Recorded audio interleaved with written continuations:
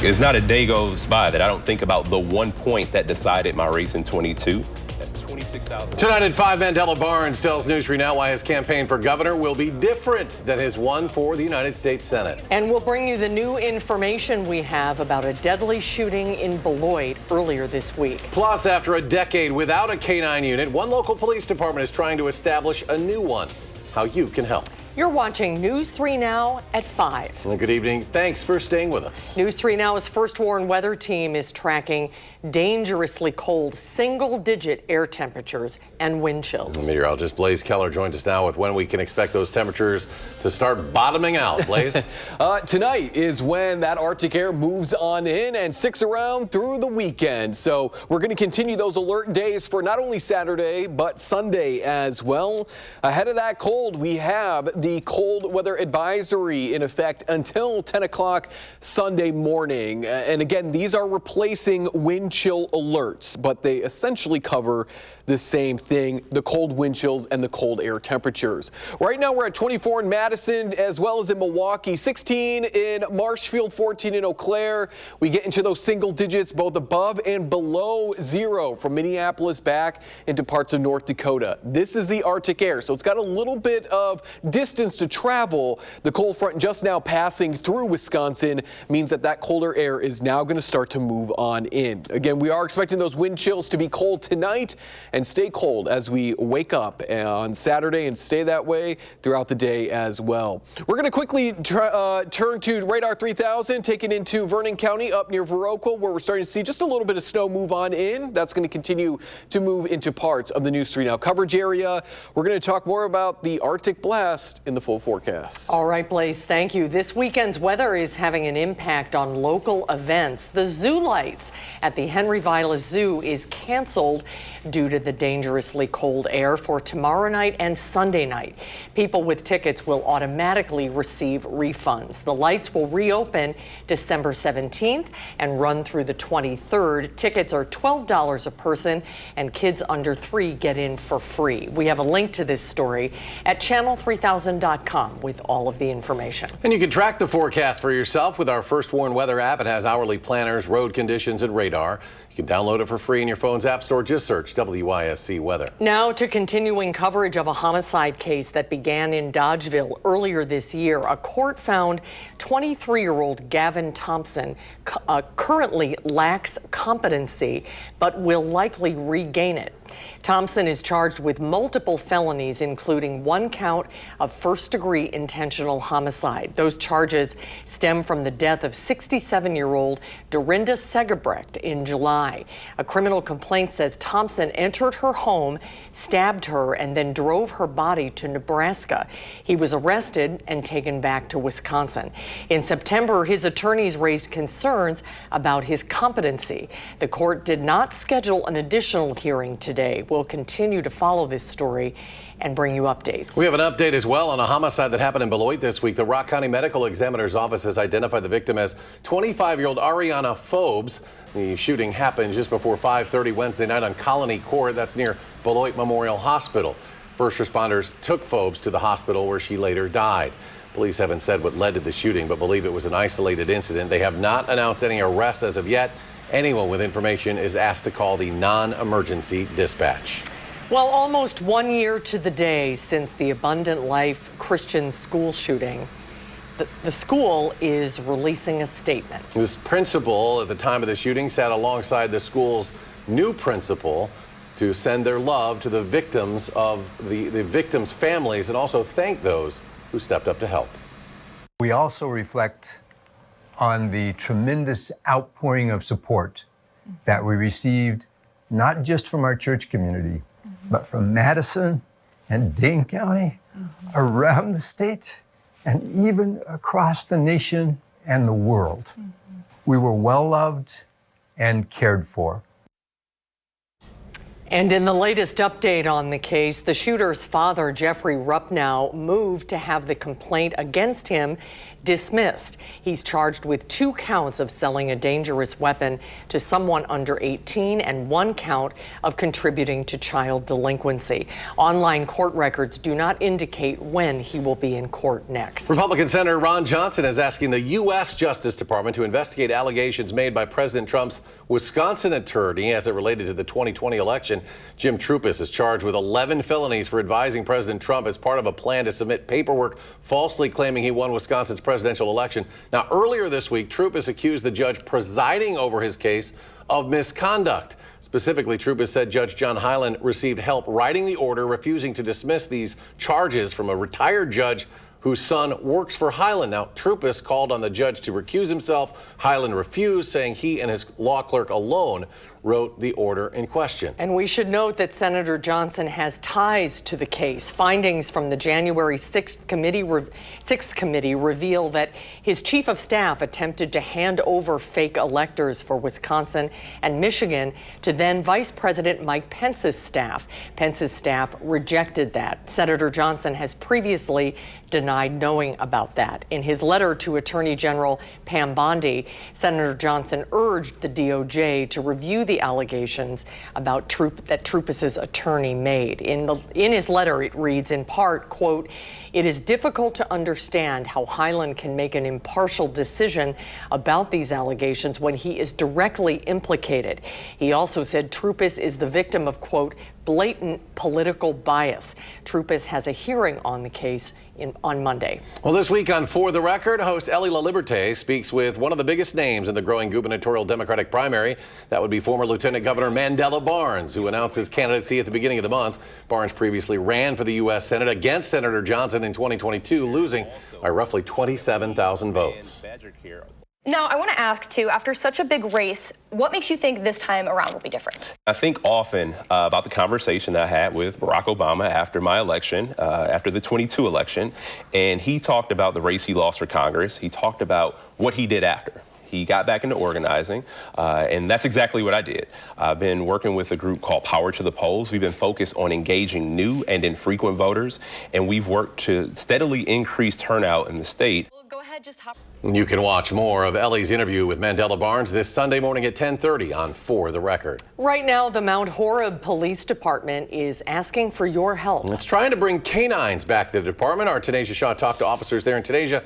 Mount Horeb hasn't had a canine in quite some time, right? Yes, Eric and Susan, it's been about 10 years since Mount Horeb has had a canine a part of their team. Officers say a four-legged friend could not only help the community, but it will preserve a legacy.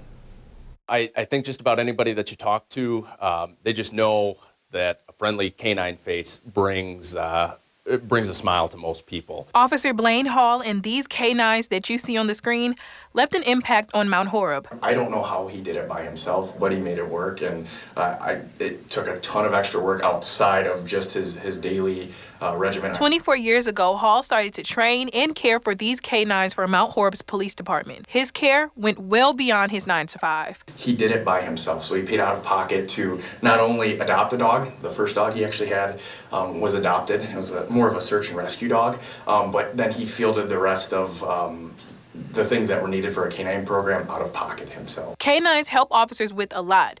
They help keep officers safe and can play a critical role in searches. If we can have a dog at our expense and we can mitigate some of that time in between a stressful situation and can improve the safety and the outcome of a circumstance, the better. That help isn't here anymore after Hall medically retired, and high turnover rates impacted the police department in 2015. We're now in a position where we have the staffing. Now we just need just that last bit of funding to put everything together. Now, with nearly a full staff, the department is trying to raise roughly $125,000 to bring a canine to Mount Horeb. But they will need your help. You never know when your time is going to be that you might need that dog. A lot of times these dogs can be used in search and rescue operations. A lot of times kids might wander away from a school, away from their home. It might be your family member that needs it.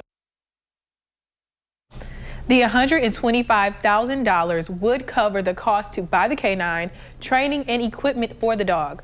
We will have a link to donate on our website soon, and they hope to bring a canine to Mount Horeb by fall 2026. They do make a difference. Tanisha, thank you. Blaze returns next. A complete look at the alert days and the weekend forecast for this chilly weather. And the Packers face one of the best defenses in the NFL on Sunday. Will their top running back be available? Our Jason Wilde updates the status of Josh Jacobs. And we're getting a sneak peek at the new location for the River Food Pantry when the new space opens and what the pantry's doing in anticipation of heightened demand. And later on News 3 Now at 5, video shows an incredible rescue of a man stranded during flooding in Washington state, how crews were able to get him to safety. And red numbers across the board on Wall Street. The Dow Jones tumbles 246 points. The Nasdaq a bigger loss, down 399. The S&P falls almost 74. We'll be right back. You're watching News 3 Now at 5. Moving forward. When Green Bay heads to the Rockies this weekend to play the Broncos, they'll face one of the league's top defenses. But will they have one of their best offensive players? News 3 Now senior Packers writer Jason Wilde updates us on the status of Josh Jacobs.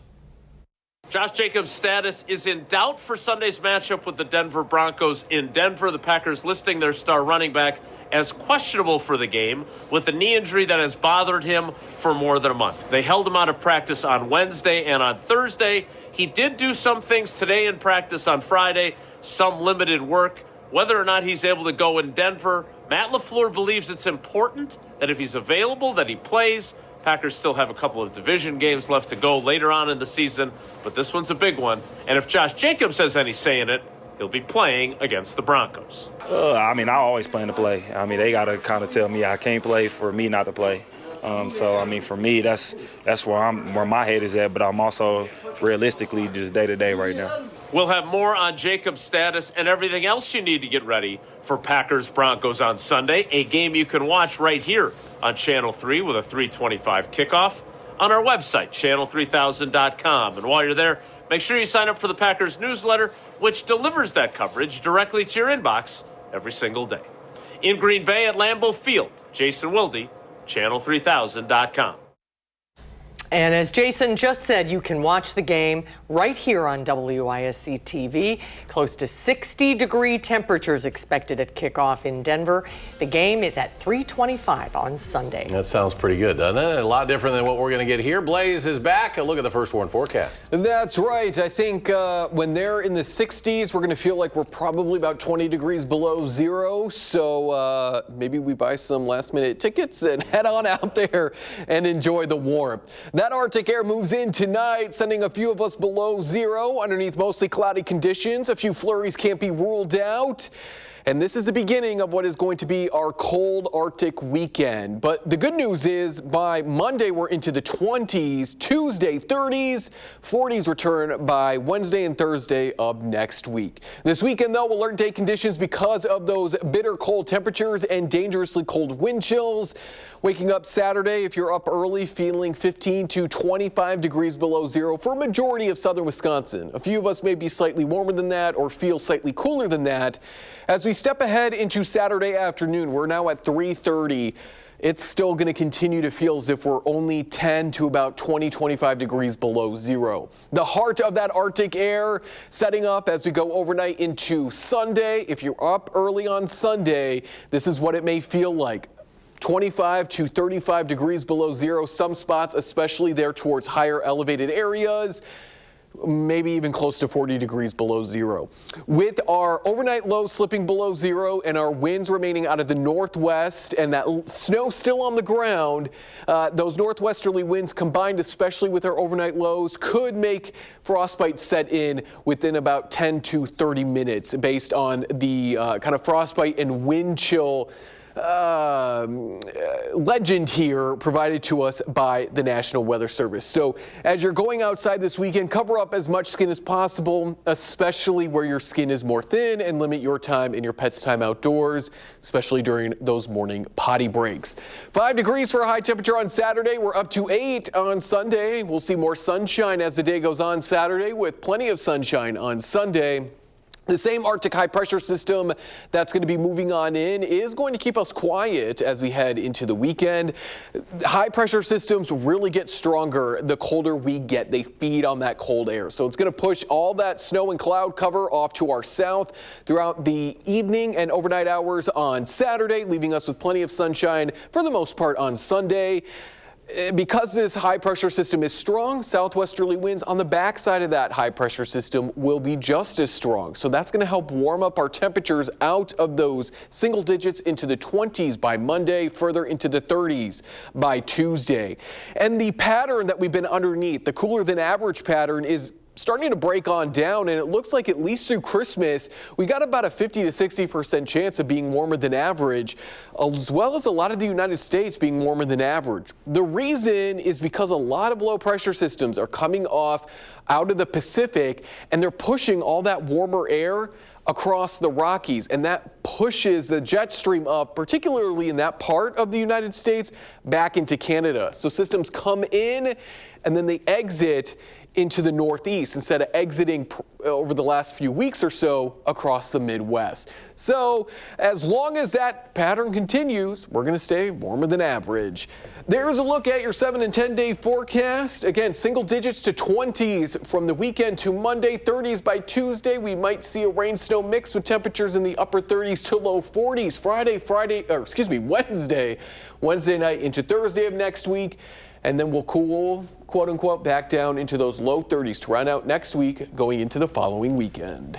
All right, Blaze, thank you. Well, today, News 3 Now got a first look inside the brand new location for the River Food Pantry. The nonprofit moves to a new permanent home on Packers Avenue next month, right across from its current location. Now, this space means more space to serve Dane County residents facing food insecurity, but they do need some help from the community. And each week, the River feeds more than 4,000 people, many of them working families relying on pantry visits as grocery costs rise and food share benefits tighten. So they're launching the Pack the Pantry campaign, aiming to raise $100,000 and also collect 100,000 pounds of food and essential items before their opening day. Finally moving into a new space that we have needed for so long. We were at our other location for almost 20 years, and so now to have this new facility paid for, right, by so many wonderful donors is a dream come true. And with more than 300 volunteers, the River hopes for a fully stocked new home to help more families in need come late January. News 3 Now, a proud sponsor, and we posted a link on how you can help them in the coming months at channel3000.com. For those of you looking to stay in tonight, we've got you covered. Tune in to the Wisconsin Huddle to see News 3 Now Sports Director Andrew Banstra's interview with Badger men's basketball player Austin Rapp. You can watch it right here on Channel 3 at 6:30, immediately following News 3 Now at 6. Still ahead at 5, the latest on the rising tensions between the U.S. and Venezuela after the Trump administration seized an oil tanker just in the last 48 hours. Stay with us. You're watching News 3 Now at 5, moving forward. Well, take a look at this video. It's from the King County Sheriff's Office in Washington State. Pilots using a drone to drop a life jacket to a man stranded on his car, surrounded here by floodwaters. The office says it is the first time drone pilots delivered a life jacket to a person. The helicopter eventually came in and rescued the man. Rivers across the western part of Washington burst their banks after heavy rain inundating towns and homes. One city there saw up to 15 feet of flooding. We have new information tonight about the case against the former University of Michigan head football coach, Sharon Moore. Today, prosecutors charged the 39-year-old with third-degree felony home invasion, as well as a misdemeanor count of stalking and one for breaking and entering. His bond was set at $25,000. He has to wear a GPS monitor and avoid contact with the victim. Today, we have new images from the Jeffrey Epstein estate. Democrats on the House Oversight Committee released 19 photos this morning linking powerful people to the sex offender, and among them, images of the president surrounded by a group of women whose faces are all redacted. There were also images of Woody Allen, Bill Clinton, Steve Bannon, and Bill Gates. The president is in another image with a woman whose face was also redacted. This a week before a deadline for the Trump administration to release the files it has in its possession. The thing right now that's the most important is there is one man who has the power to release the files and get to the truth and bring justice to the survivors, and that's Donald Trump. It's not like they're in contempt of Congress because they didn't respond to a subpoena. This is a new law with, criminal implications if they don't follow it. A spokesperson from the GOP-led committee is accusing Democratic lawmakers on the panel of, quote, cherry-picking photos and making targeted redactions to create a false narrative about the president. That's a sentiment the White House echoed in a statement as well. Tensions between the U.S. and Venezuela are rising as the Trump administration steps up military actions in the Caribbean. President Trump says strikes on land could be coming soon. It comes months after the first strikes on alleged Venezuelan drug smuggling boats and just days after the military seized a Venezuelan oil tanker. This as the head of U.S. Southern Command retires early. Admiral Alvin Holsey left the post after a year. The term typically spans 3 years. Holsey announced his intentions in October, right after the strikes began. And we'll be right back with a final check of your First Warn forecast.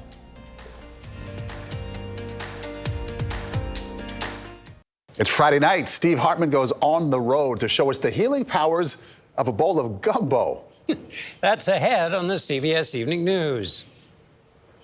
That sounds pretty good right now. Coming up tonight at 6, Dane County wants to build a new place dedicated to helping people who are fighting addiction. Why one alderwoman says it cannot be in her district. That's tonight at 6. Every year, Madison Reading Project hosts a paper fashion design competition that supports local literacy. The show happens in June, but you don't have to wait to get a look. The detailed and homemade clothing is currently on display at the Dane County Regional Airport.